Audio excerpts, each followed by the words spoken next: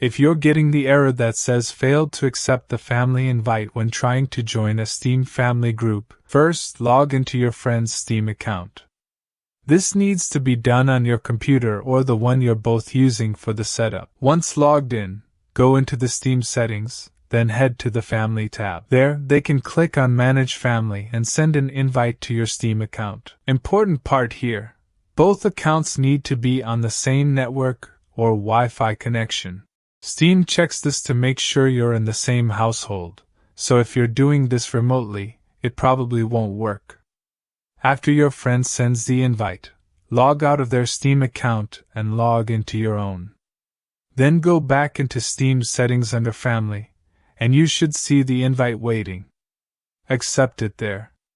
If that doesn't work, you can always try setting it up in person. Have your friend come over, log into their Steam account on your device, send the invite while on your home network, then log out and switch back to your account to accept it. Just keep in mind a couple of things. Only one person can play games from the shared library at a time, and the person sharing the games has to actually own them.